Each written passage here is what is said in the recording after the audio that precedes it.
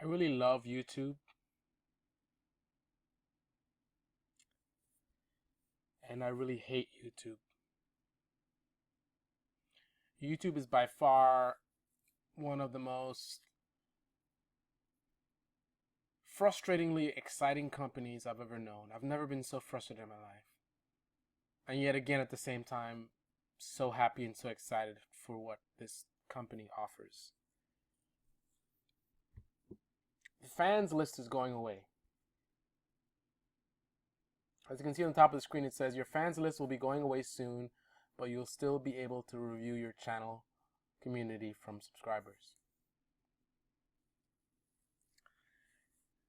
The fans tool has never worked. Lately, it's gotten much better. So there has been some improvement, but it's been broken for years. Let me give you some context. This is Google stock. They actually formed a company in 2015 called Alphabet Incorporated, which is the parent company of Google. Look at the stock price. Look at this is ridiculous. $500 per share. Now, some people who are just getting into investing might invest $500 or $1,000 into a stock. But that's to buy some shares, 10 shares, 50 shares, 100 shares. One share of Google is $500. Well, it was averaging around that back then. Look at how it rose from, when is this? From May 2015 to now over $700 per share. That is insane. Now, that is how successful Google is. And I can tell you Google definitely has a lot of money. They've got a lot of money. They're really successful. They can hire some of the best people in the world. I mean, the idea of working at Google, some of the brightest minds from the best universities are all lining up. There's actually a guy who did a whole video series as a video resume to Google. He did this whole publicity stunt trying to get into Google. So why is it that a company that's so successful and has so much money can't seem to get so much stuff right? Very, very basic things. The fan tool, as far as I know, has never worked. It was really, really atrocious in the beginning. I would see people in here, you can sort by who's most engaged. Those of you with smaller channels, you won't have this. Bigger channels have access to the fans tool, which is available from community. Go to community and you see fans there. So I can sort by engagement. This is a great way to interact with your fans. I have an incentive program where my top subscribers, I reward them with special gifts and special promotions and things like that. And so I really rely on it. And I wouldn't have used it if I've been complaining for years, and they've been getting better and better. I'm sure other people complain as well.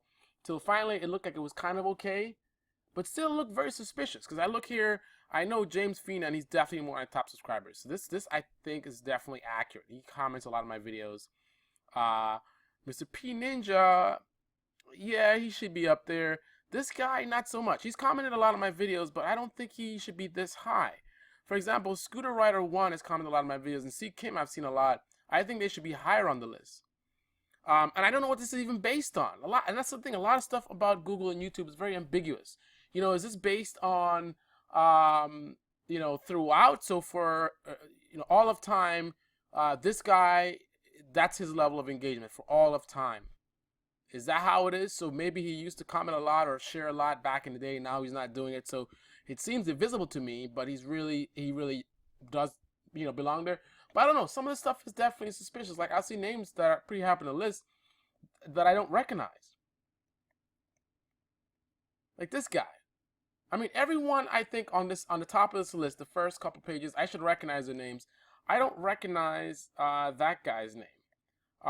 This guy never really did much stuff on my channel. We did a collab recently, but I don't even see him commenting on my videos. Loot for Life, same thing. He's been around, but he's not been that big of a fan. So it looks like it's broken. How hard is it? How hard is it to have? You're Google.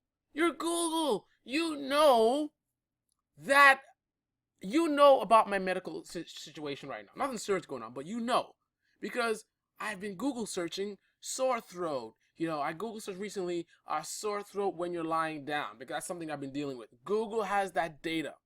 They know things about me that no one else knows because you have my search history. You know so much, right? And that is your business, is searching. And here is your own system. These are YouTube users, right? You can simply have a database that tracks all of the interaction, and have a system design where you rate things. Like every time James Feenan shares one of my videos, he gets a point or 2 points. You can rank them. I mean, there's so many different ways to do this. The data's all there. So why is it that for years and years, I mean, this is not like we're trying to invent a quantum computer, or we're trying to make a electric car that performs like a Porsche that costs only $40,000 or something like that. Has a weight of a Porsche, performance of a Porsche for $30,000. I mean, that would be insane. That would take years and years. This is a simple thing, and Google yet again fails. And now they've actually given up. They're bailing on this. I don't know for a fact why they're bailing on it, but I presume it's because the thing doesn't work. And they're sick and tired of us complaining about it. So rather than fix it, they just dump it. I don't understand. You mean to tell me, out of all the brilliant minds we have in this country who would love to work for Google, I mean, Google has a campus environment. I hear they pay well. It's a very, very culture of creativity, and the kind of stuff you don't get in a normal corporate environment. In a normal corporate environment, you feel like you're just a cog in a wheel, like the way we YouTubers can feel, actually. But I'm talking about actual employees of Google, well, or other corporations. So Google, here's an environment where you can be happy, great environment. There's great free lunches and all kinds of perks. You got all that going for you. You can hire the best engineers, the best programmers. So why is it that you can't get a simple tool like the fan tool to work? And it's not just this. Annotations. You used to be able to select exactly what you want to highlight in a video. You used to be able to scale this box however you want to. Now it's constrained. Look at this. Look at that.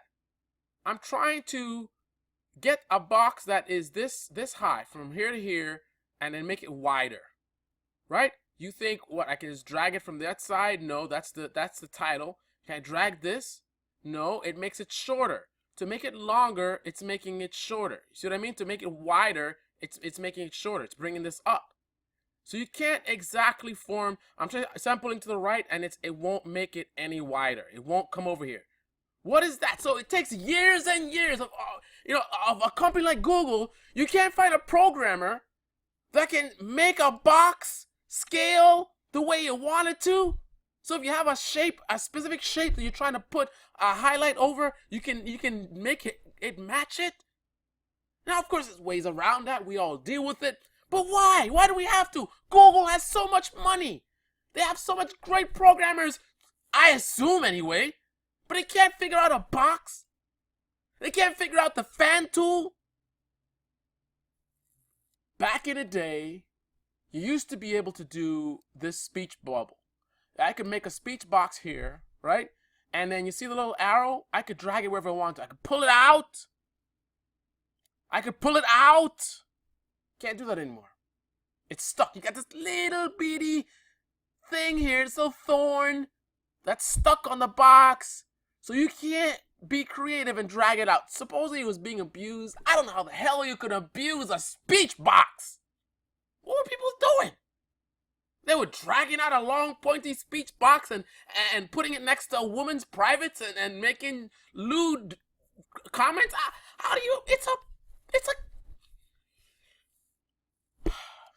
YouTube has a video editor, right? I know a lot of people probably don't use this, but it's convenient. You're on the go. Maybe you don't have your computer that you edit with. You're on somebody else's computer. You can actually do some basic editing here. Now, some very basic things don't really work here. Like, I can't drag my audio and slide it around how I want to. You can do that somewhere else, though. Somewhere else on YouTube, you can drag your audio around, but here you can't.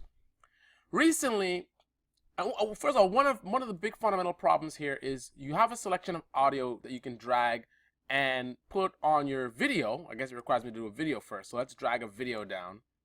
Right, so there's the video. And then you go and you drag down your audio. Now, first of all, sometimes what will happen is if you lower the volume on the audio and you mess with the bass and the treble or whatever, that's just for the audio. When you get out of here and you go to the video itself, so now I want to see the video with the audio on it, you'll find that the audio for the video itself has been reduced. Because if I click on the video, I just click on the video right there, I click on audio. See, actually here, why is the bass lowered? I didn't lower the bass and treble for the actual video itself. I did it for the music. Now, one time it was worse. Actually, it was taking the volume as well, so I was unable to turn down the music because turning down the music was turning down the sound for the main video. Again, these are very basic things. This does not require like some really genius engineer. I mean, I just a basic level engineer who at least knows how to code stuff could do this successfully. I'm not trying to blame Google's programmers either, because I don't know. It's a system. It's a whole process. Because you could have the best engineers in the world, but if their managers suck, then they're gonna suck.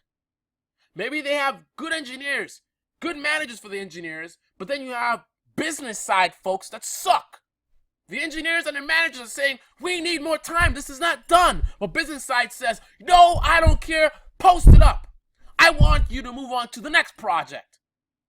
And maybe that's what's happening. Every time these guys start working on stuff, they get pulled to the next thing, the next thing, the next thing, the next thing. Oh, this isn't working, let's do something else. Oh, there's something else going on. There's another trend, let's do this. And then you never get anything ever done. And that's how I feel about Google. That's how I feel about YouTube. A lot of stuff never gets done.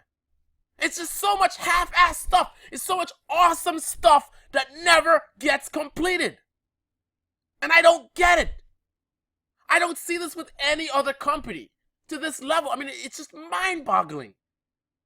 It's like you have the two biggest questions about, you know, the eternal questions, or most profound questions. What is the meaning of life? And what is wrong with Google? I'm not even trying to be funny. Like, I seriously, this really... Like when you talk, people ask questions like, you know, what superpower would you like to have, right? One of my choices would be either invisibility or mind reading. And one of the reasons for that is because I would love to go to Google and figure out what the hell is going on over there. You have such an awesome company that we love. We love the great things about YouTube. YouTube is such an amazing thing. I used to do videos for years before YouTube came along, and it was crazy what we had to do. All the different codecs, and nobody could watch the video because they had to download stuff, and then you try to do your own website, but then you had to have a video streaming server. It wouldn't play back properly. It was just insane. And now anybody can post up high definition videos from your phone, from anything, boom, and it streams. It's great. You can watch it on anything. That is so awesome. And the community, man, I've met so many cool people on my channels. I absolutely love the community. Even though I have a lot of YouTubers like to keep to themselves, they're all in their little islands and stuff, but there are others of us that we actually embrace the community side of YouTube, and it's awesome. But it is so much. YouTube is so much like a Lamborghini with cheap tires. I mean, it's still a Lamborghini. It's exciting. It looks great. It sounds great. But it's kind of pointless because you got these cheap tires on there, so you can't even use the power. You're just sliding around all over the place. You're crashing the thing. People are beating you in much slower cars. You got a guy in a $30,000 car beating your $300,000 car because he's got traction and you don't. Y'all, it's V12 power, and you got these cheap-ass tires that are just spinning and burning smoke. That is YouTube. But why? The next thing about this, I don't know if I mentioned it before, is the audio. Everywhere in YouTube where you mess with audio, you can add music. You can't lower the volume. You can't lower the volume. You lower it and it's still too loud. That is so basic. Why can't I lower the audio to nothing?